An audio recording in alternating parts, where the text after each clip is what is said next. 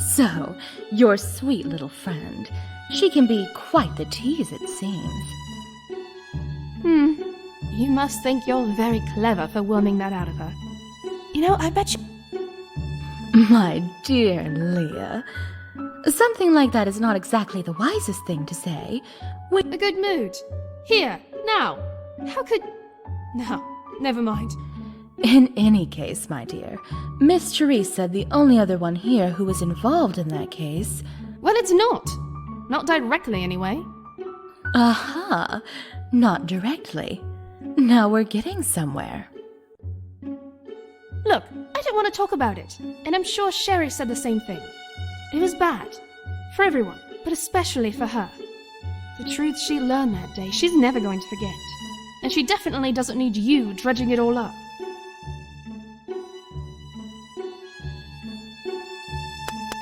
There's no need to tell me, darling. She learned the truth about her family, didn't she? That not all that lovely money of theirs was obtained through, how shall we say, completely honest business.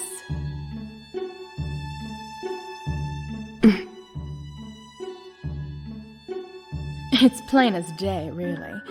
Insufferably idealistic young socialite comes into her fortune and starts throwing it at every charitable cause she can find out of guilt. Oh yes, I know her type well enough. We learned that a family had been mixed up with some really bad people. No, more than just bad. With true evil.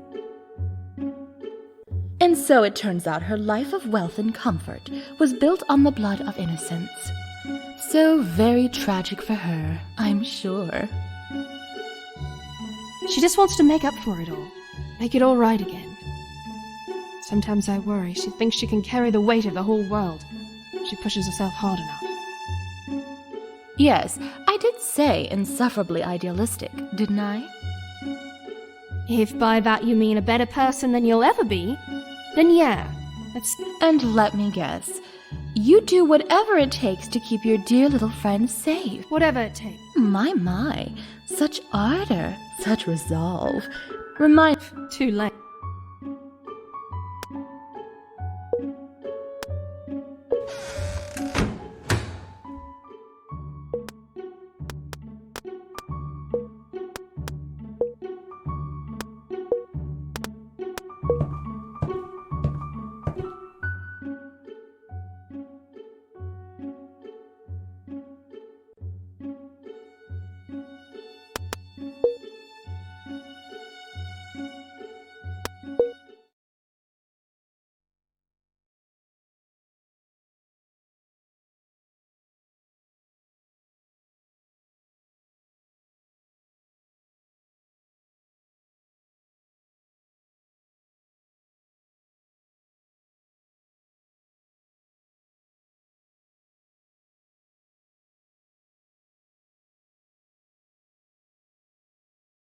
The police weren't yet here, but it made no matter.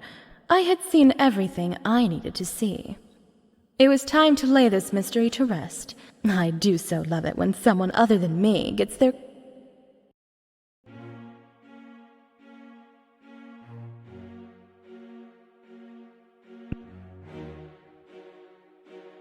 Wonderful. Everyone's here. Begin, Why, exposing the murderer, of course. You mean you know who it is? Of course I do, my dear. Well... Pity. You were the one who said we had to see the truth for ourselves or something. Come now, darling, you simply can't keep us in suspense like this. Yeah, after all this, it better be good. Tut-tut. All in good time, my dear little girl. First, we all need to agree on some basic facts. Mr. Klops, you've been posted out in front of the house ever since. Yes, ma'am. And did you see anyone leaving the... No, ma'am. There was... No, I'm sure... Indeed not. I saw nothing of the sort, and if I might say... I didn't see anything either. Not a thing. Good then, so we agree. Nobody else... Darling, this is just too much. If you make us wait even a moment. Oh, I'll take more orange juice. Yes, sir. This is it then.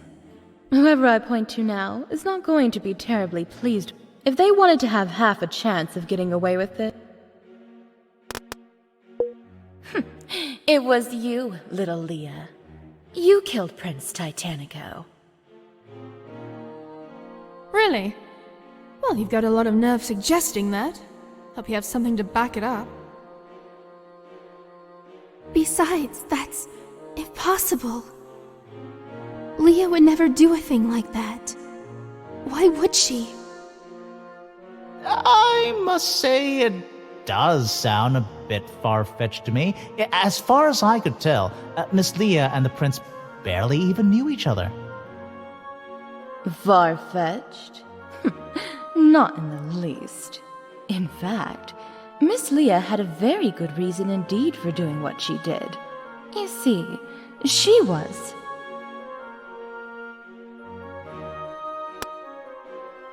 simply doing what she always does, protecting her dear friend Charisse. Protecting her? I don't understand. The relationship was going very well, wasn't it? Oh yes, it was. Too well. My dear Leah, you knew your friend's tendency to see only the best in people. You, on the other hand, saw the prince for the charlatan that he really was. Misfortune! Isn't it too soon to speak ill of the dead?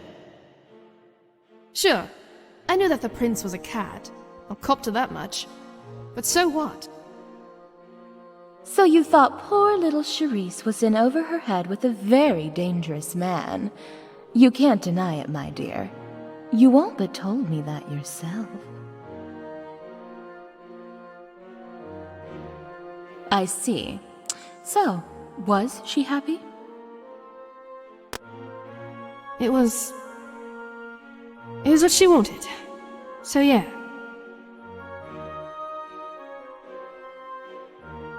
Leah. But Misfortune, Charisse and the prince had been going out for months, and quite swimmingly, I might add. Why would Miss Leah take such a drastic step out of nowhere like this? Yes, if I'm right, there must be a very strong reason for why she had to act now. Something that forced her hand. And I think I might just know what it was. I really can't believe I'm saying this, but you're quite right, Horatio. There was indeed a catalyst that caused Miss Leah to escalate her objections to the relationship. She suspected that the prince was planning something. Something that she feared would take place this very night had she not intervened. You see, she thought that the prince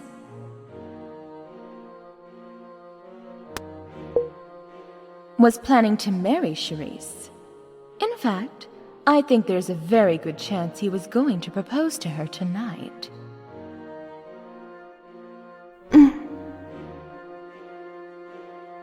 Oh, Oh my! What a shock that would have been. Quite the evening, yes. But do you have any proof, darling? Do I need any? Whether he really was or not doesn't matter. It's enough that Miss Leah thought he would. And you did, didn't you? Can't deny it was a possibility, yeah. Yes, indeed. So long as the prince and Charisse were only dating, you could continue to try to talk her out of it. But once they were married, their lives would be completely entangled. He would likely have access to her money. Even her life might have been in danger then. You couldn't take that risk. You had to stop it. Okay, fine. Gotta admit, you did better than I thought. It's not a bad reason for wanting the prince out of the picture. But you can't prove I actually did it. Because the fact is, I didn't. Ah, Excellent. So we've moved on from the why to the how. Indeed. How was the prince killed after all?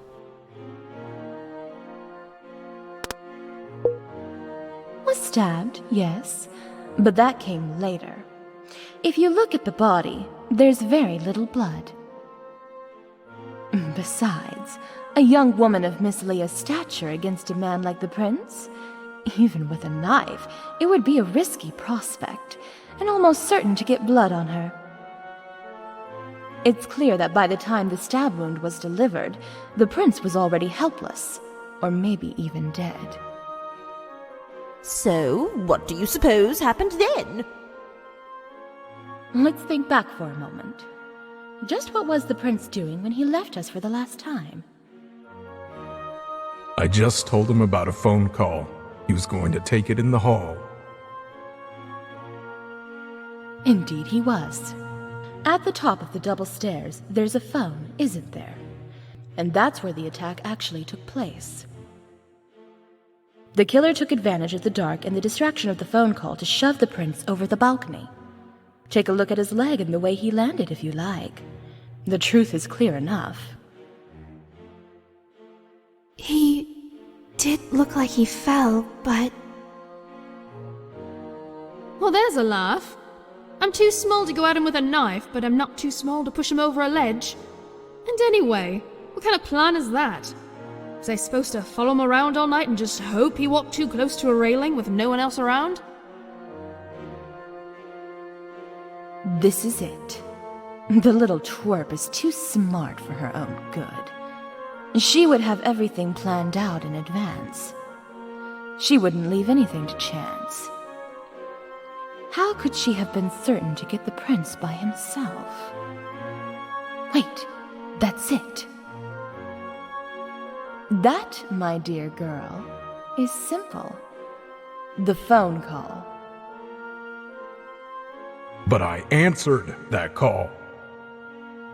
Yes, but it was for the prince, wasn't it? Leah knew that the prince would take the call by himself on the phone in the hall. It would be the perfect time to catch him, alone and distracted. And she was perfectly prepared for it, because...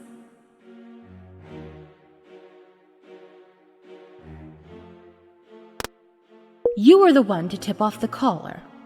That call came from a financial auditor, a rather fastidious one who had been expressly asked to call at precisely the time that she did. An auditor? Oh, my word. Was the prince in trouble then? I simply had no idea. Well, the auditor was a bit tight-lipped about it, but I rather suspect that he was. That's why he'd be sure to take the call alone. And that's just what you wanted, isn't it, Miss Leah? So this is all getting a bit laughable. Me, in tight with an auditor. Even if the prince was in financial trouble, how was I supposed to know about it? I barely knew the guy. Don't play coy with me, little girl. Ferreting out dirty financial secrets is what you do. You did it with your own family. Why not the prince, too? My family? How did you... In fact, I wouldn't be surprised if Prince Titanico's name hadn't first come up in connection with your family's files. You've known all along that the prince was a con artist and a sham. And that's why from the very beginning, you had to do everything you could to protect your friend from him. No matter the cost. no, stop it! It's not true! Leah would never do it. Oh, my poor naive child. Trust me, a girl who can turn in her entire family for what could be a life in prison or worse would have no trouble at all finding it in her to kill a mere swindler like Titanico.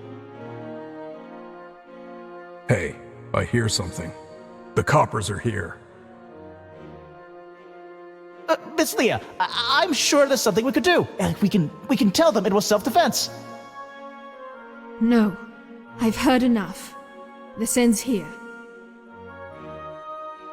But I said we're done! Show in the police. I'll go with them. There we go. I knew you could be reasonable if you really tried. No, this is all wrong. Misfortune, you won't get away with this. I won't let you. Sherry, it's okay. One way or another, I won't be gone long. I promise. Leah. But Sherry's right, though. You won't get away with this. Remember that. I think you'd better go now, ma'am, before things get rough. Yeah, all right.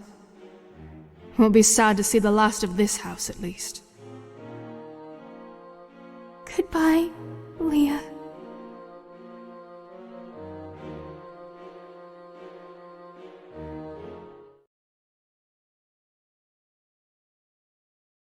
I should have been relieved that it was all over, but the way her eyes burned as she looked at me that one last time, I couldn't help a slight shudder in spite of myself. Was it a threat that after killing Titanico, I'd be next? Was it even possible that she hadn't done it after all? But those were questions for another day. The important thing for now was that I was off the hook. One really must look on the bright side of things from time to time after all.